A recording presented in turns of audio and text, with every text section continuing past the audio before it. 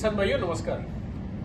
आज मेरे साथ में है डॉक्टर हरीश कुमार। आपने हमारे बहुत सारे इससे पहले जो हमने एक एजुकेशनल वीडियोस यूट्यूब पे डाले हैं उसमें हरीश कुमार को, जो हमारे फील्ड टेक्निकल मैनेजर है डॉक्टर हरीश कुमार, इनको आपने देखा होगा। ये खुद एक वेटरनरियन है, वेटरनरी गायनेकोलॉजिस्ट है, और इससे पहले इनके काफ़ी जो आपको पसंद आए हुए वीडियोस हैं जिसमें इन्होंने बताया था कि गाय हीट पे है, ये कैसे हम जान सकते हैं। वैसे ही रिसेंटली सिस्टिक ओवरी के बारे में भी इन्होंने बताया था।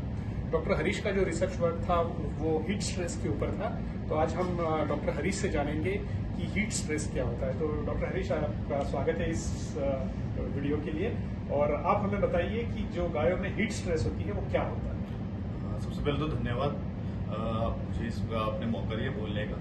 तो जैसे कि आपने देखा होगा फील्ड में कि आपने सवाल हमेशा सुना होगा, आपके पास कोई भी एक एआई वर्कर फील्ड में एआई करने आता है तो वो आपको जब उसकी गाय कंसीव ना हो या आपकी गाय कोई कंसीव नहीं होती है या ठहर नहीं रही है तो आपने सुना होगा कि आपको एआई वर्कर कहता है कि सर इसको तो स्ट्रेस हो गया। तो आज हम थोड़ा सा इसके बारे में जानने की कोशिश करेंगे कि स्ट्रेस क्या होता है और इसमें जो हीट स्ट्रेस है इसका कितना बड़ा मेजर इफेक्ट है।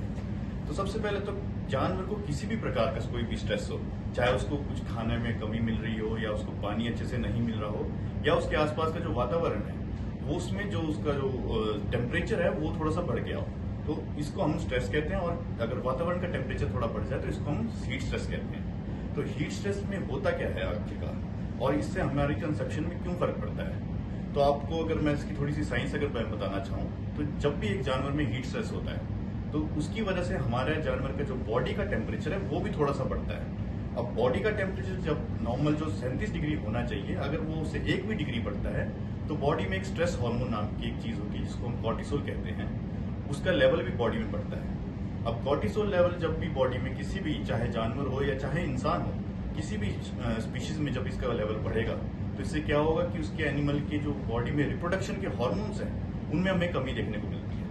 अब रिप्रोडक्शन के हार्मोन्स में आपको कमी देखने को मिलेगी तो आपका जो कंसेप्शन रेट है और जो रिप्रोडक्शन है वो आपको उसमें हमेशा मतलब गिरावट देखने को मिलेगी। इवन इसके ऊपर अगर आप थोड़ी सी अगर ऑनलाइन रिसर्च भी देखते हैं तो काफी दुनिया की, भारत के जैसे देश मतलब काफी कोनों में और दुनिया के अलग अलग कोनों में भी काफी रिसर्च हुई है।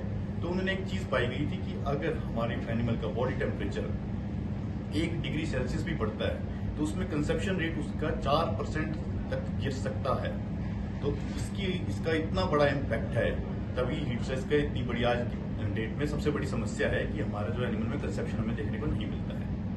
और डॉक्टर हरीश, मुझे आप बताइए, क्योंकि अभी तो हम जो है समर सीजन की तरफ बढ़ रहे हैं, तो अगर किसी किसान भाई के यहाँ पे एक गाय है या एक पशु है जो हीट स्ट्रेस में है, वो कैसे पता कर सकता है कि उसका जो पशु है ये अभी हीट स्ट्रेस में है, और उस पशु को हीट स्ट्रेस से बाहर निकालने के लिए उसे क्या उपाय योजना करनी चाहिए उसकी फार्म में? देखिए, इसका एक बहुत ही सिंपल सा एक मतलब आंसर है। जैसे आपने कभी खुद को भी देखा होगा, जब भी आपको भी किसी भी प्रकार का गर्मी का स्ट्रेस पड़ता है तो सबसे पहले क्या होता है, हमें पसीना ज्यादा छूटता है। दूसरी चीज, अब जानवर में आप पसीना इतनी अच्छे तरीके से देख नहीं सकते।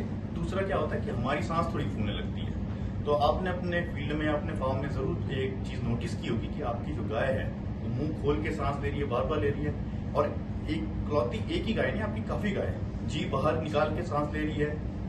अपने उसकी जो रेस्पिरेशन है उसका लेवल थोड़ा सा बढ़ा हुआ है और उसमें जो उसका पानी पीने की बार बार वो मतलब डिमांड कर रही है।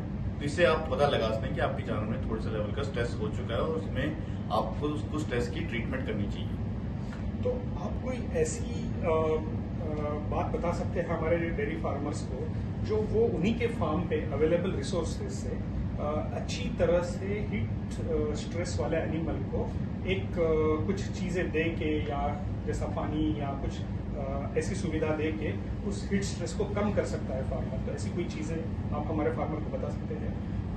इसके लिए सबसे पहली चीज, एक चीज जानना सबसे जरूरी है कि हीट स्ट्रेस एक मैनेजमेंटल दिक्कत है, मैनेजमेंटल प्रॉब्लम है। वो हमारी मैनेजमेंट की वजह से ही होता है।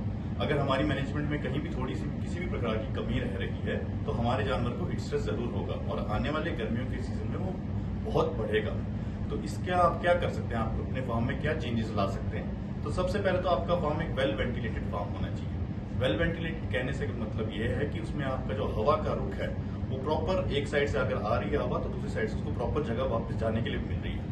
आपका फार्म किसी भी एंगल में कहीं से भी बंद नहीं होना चाहिए।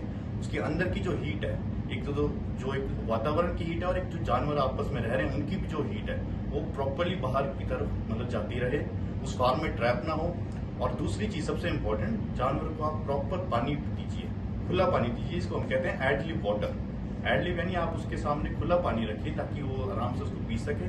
और जैसे कि अगर आप भैंसों की बात करते हैं, बफलोज की बात करते हैं हम अगर, तो उनके लिए आप एक प्रॉपर पॉन्ड की व्यवस्था रखिए जहाँ पे वो अपने बॉडी का जो टेम्परेचर है उसको थोड़ा सा कम कर सके।